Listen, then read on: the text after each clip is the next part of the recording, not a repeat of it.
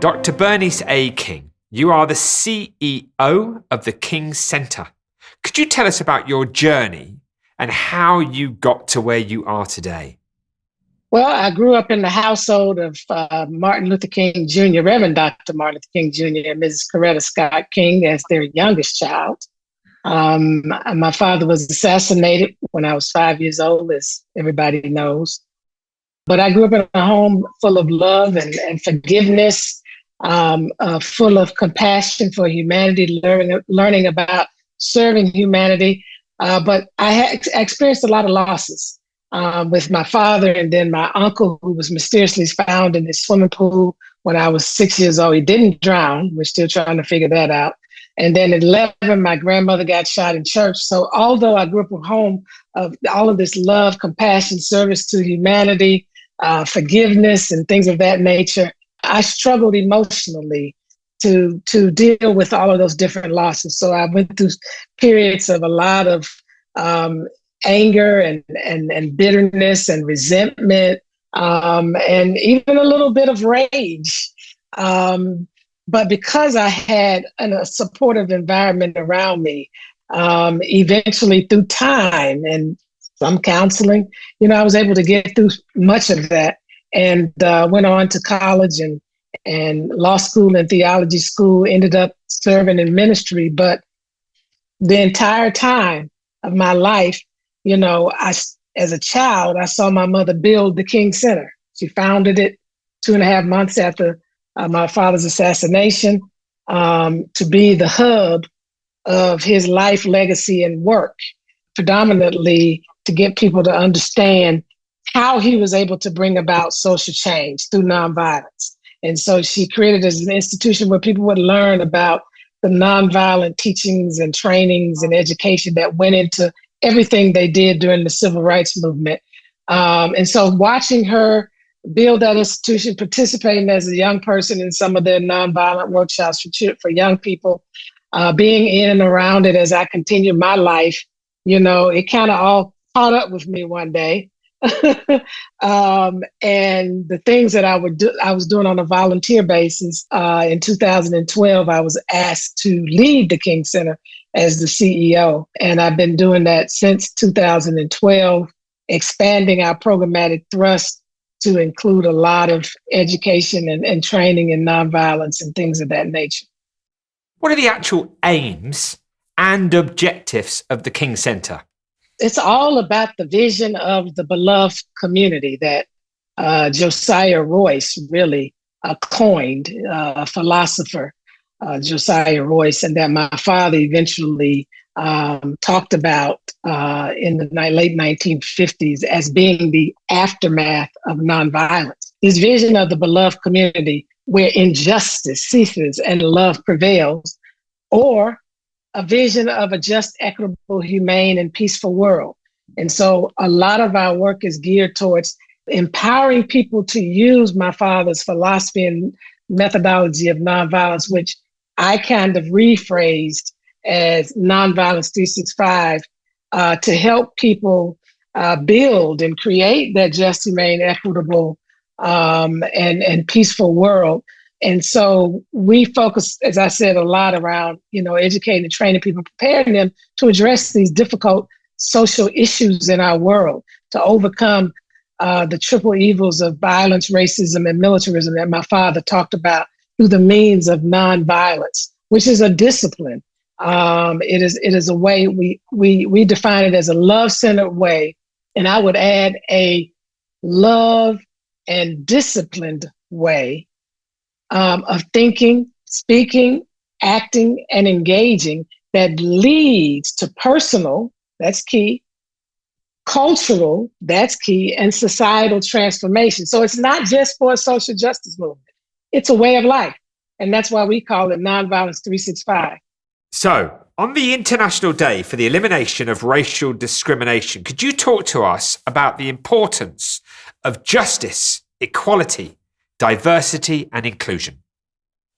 Justice, equality, diversity, and inclusion are all important in terms of creating a world where people feel like they belong, that they fit. that they are a part of, that they're valued. It is those components go into allowing people to truly live a full and dignified life. In the absence of those things, people are stripped from their essence and their personhood. So those are important in terms of or what we talked about earlier as the beloved community, but also important to the sustainability of our world house.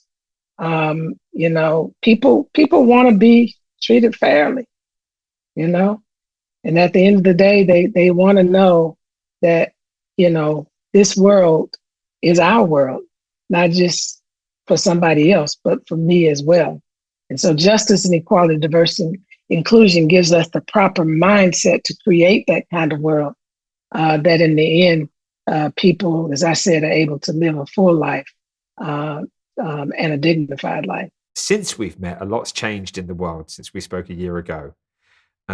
It's frightening and concerning, to say the least. It begs the question as to where we are with racism. So where are we in relation to a world that's going to be free of racism? Where are we in that journey?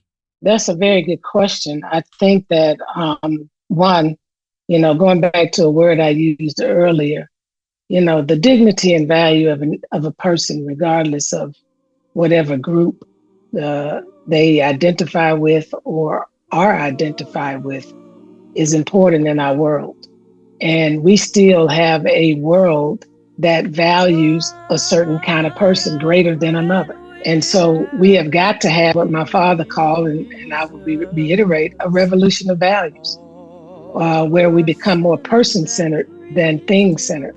Because when we become more person-centered, we will value the contributions, the importance, and inclusion of people of different races and ethnicities.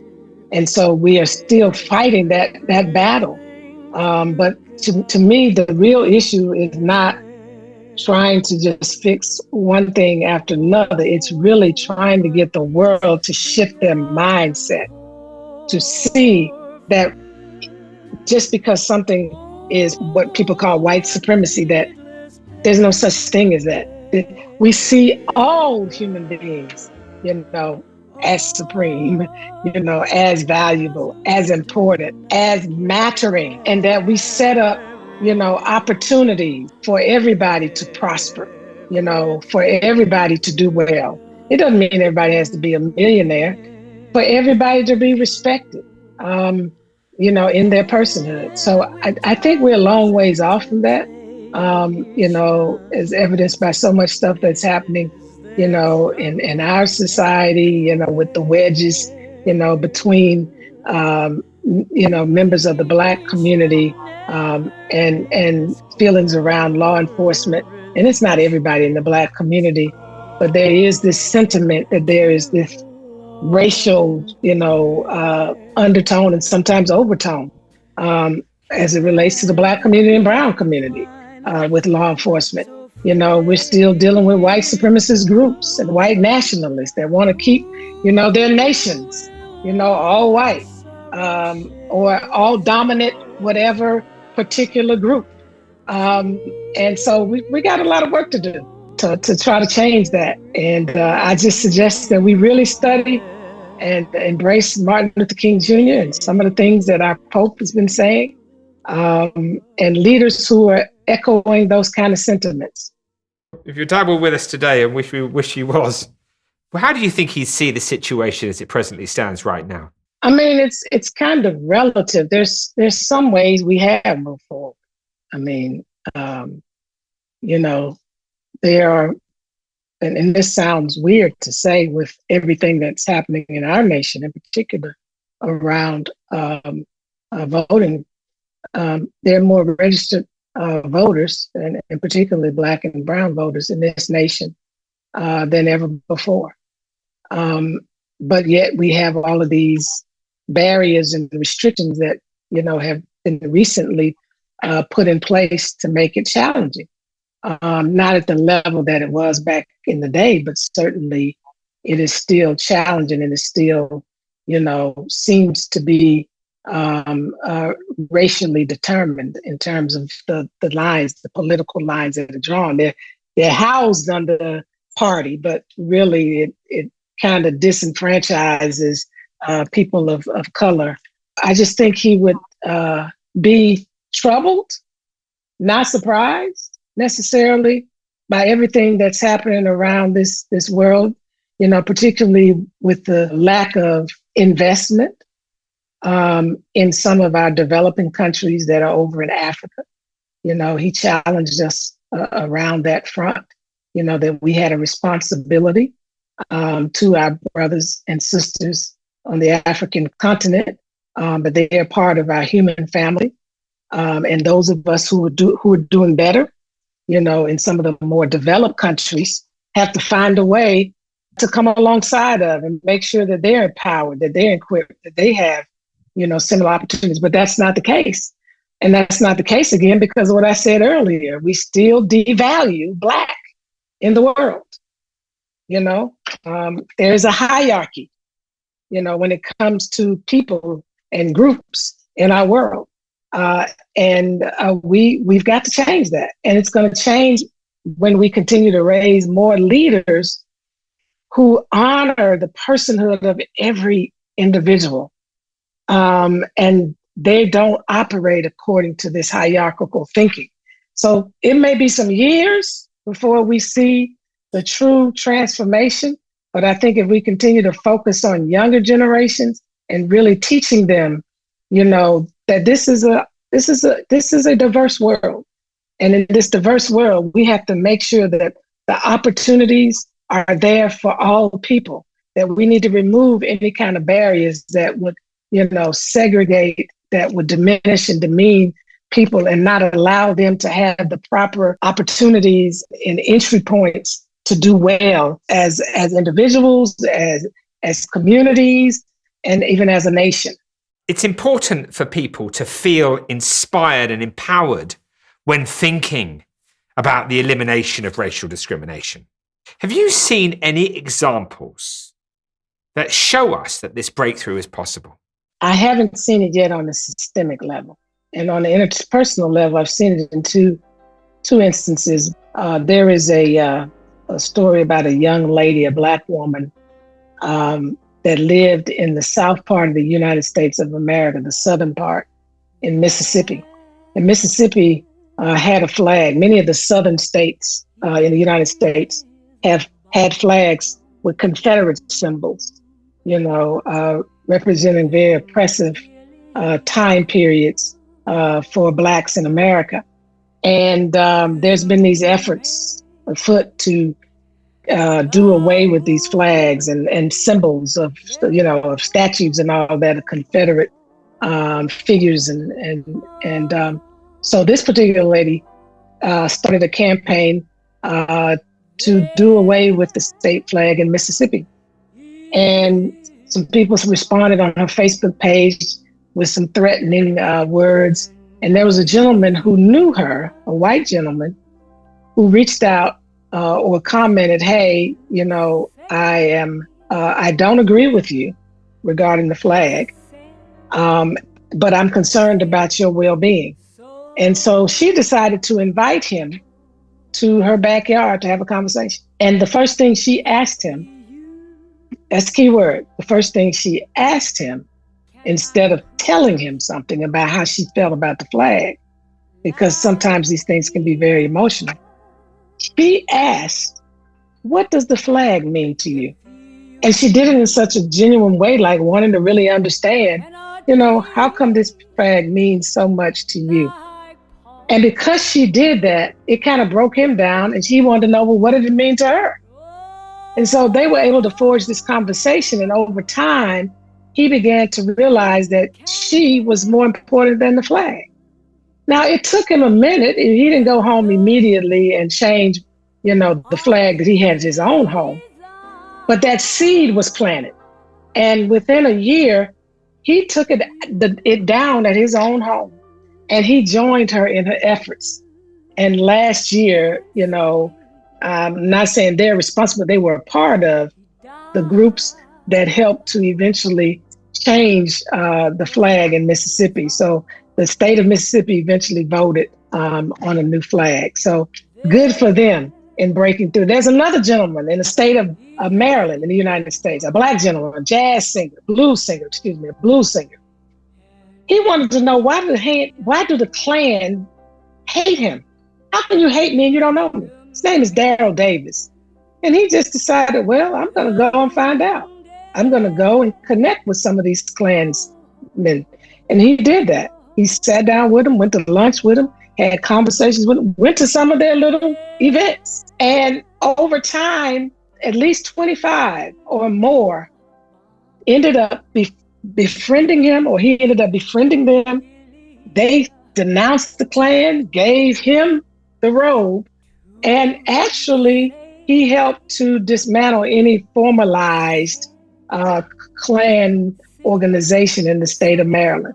It takes those kind of efforts. We cannot cancel people. We cannot push them off to the side.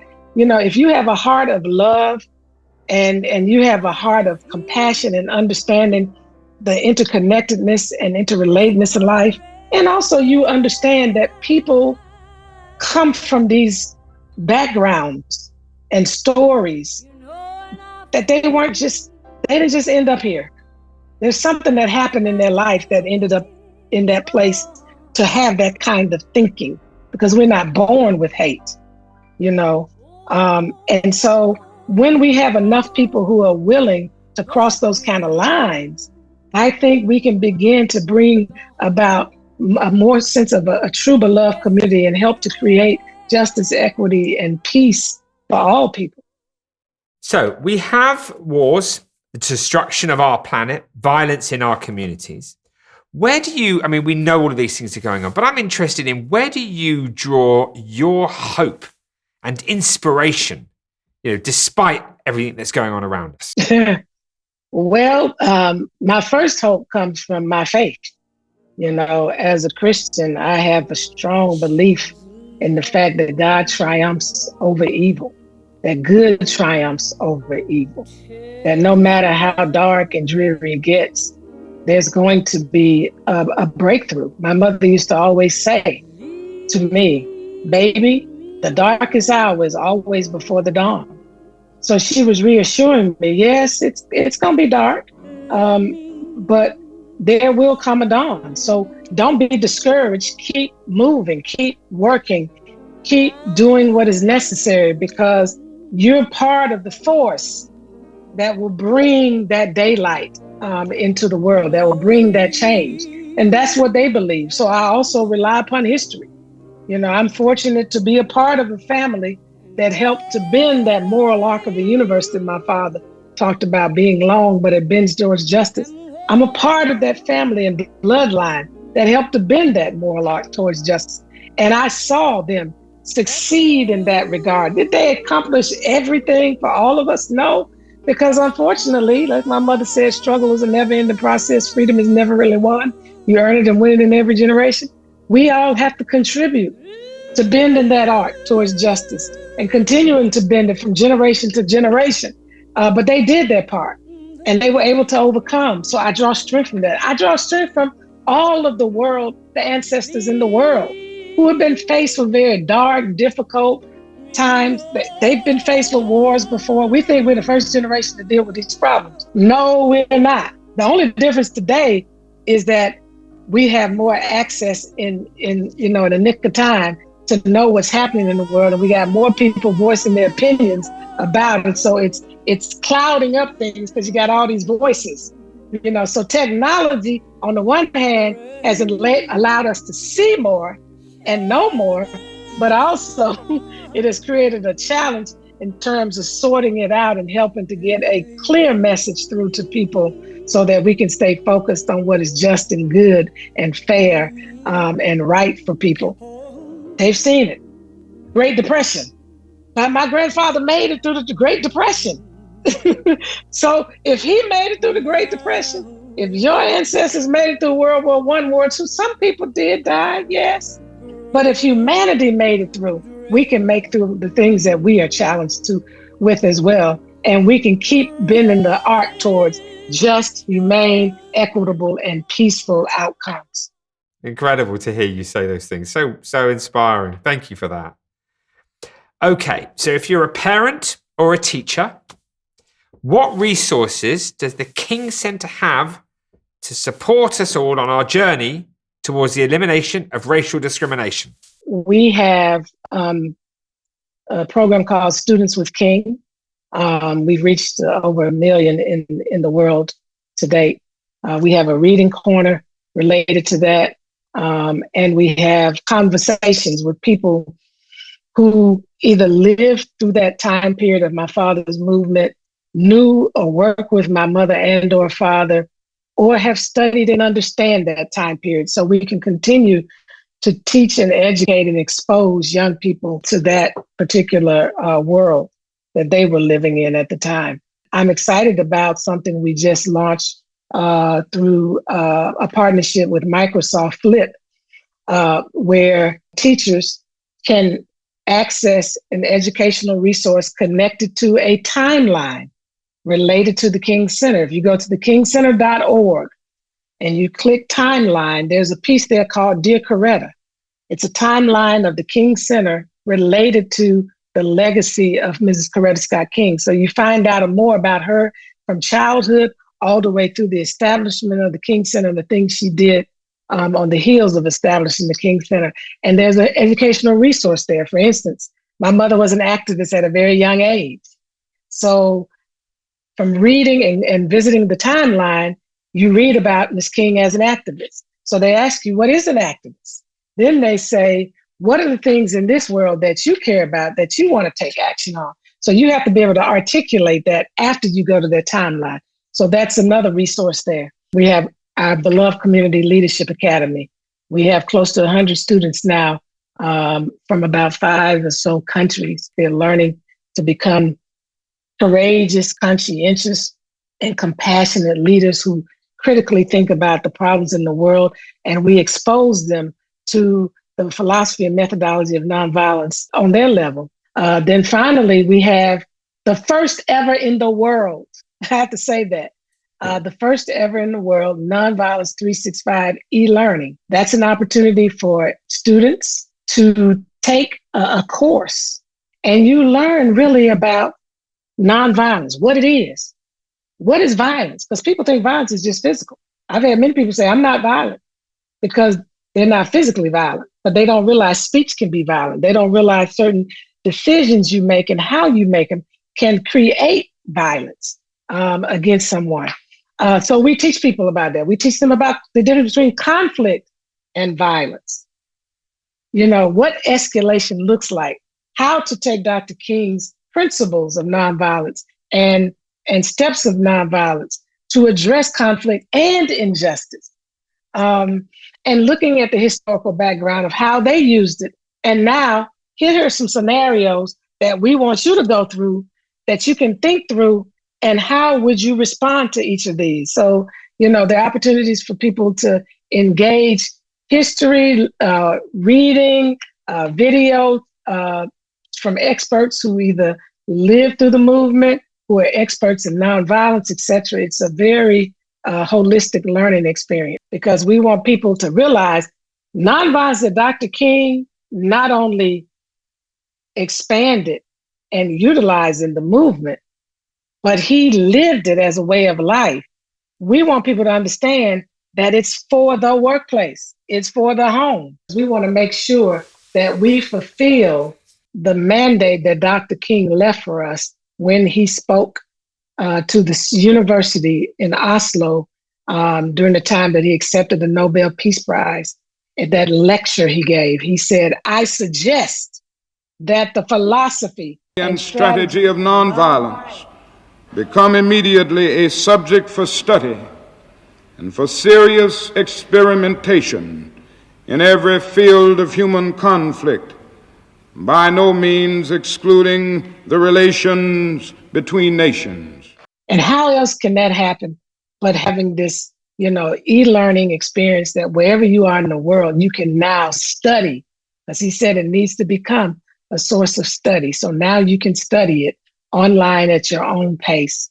And then we can all begin to seriously experiment with it in all these fields of human conflict and even those, relationships between nations. Incredible. I mean, there's only one last thing to say. I mean, apart from we've just heard there about the King Center and all the different resources that we can utilize, which is wonderful that you've created that. Can I ask you, is there any other way that people can support you and your work? I'm just so passionate about people getting this nonviolence. I mean, a lot of people that I've spoken to, I think it's not registering for them because they keep thinking, this is just for people who are involved in a movement. And I'm saying, no, this is for all of us. Nonviolence. It is a prescription to our healthy relationships. It's a prescription to healthy companies, businesses, communities, nations. It's a prescription to us creating this just, humane, equitable, and peaceful world. So I need people to take it seriously because it's needed. And until we take it seriously, we're still going to be facing all of these problems. But when we fully understand it and can embrace it, we will see a different world. So that's the one main thing. And always we can use financial support because we're a nonprofit institution. It takes dollars to be able to do that because we want to reach the world with nonviolence because it is the pathway to the beloved community. Well, absolutely amazing. And I think if people aren't, they should also follow you on social media, which I do. And I love all of the posts that you make. So thank you for that. It's an absolute inspiration to listen to you. Thanks for your support of Anti-Racism Live and the Day for the Elimination of Racial Discrimination, and continue with this groundbreaking, incredible work that you do. We're all behind you. And thank you so much. Thank you. I appreciate you. Okay, take care. Bye-bye. Take care. Bye-bye.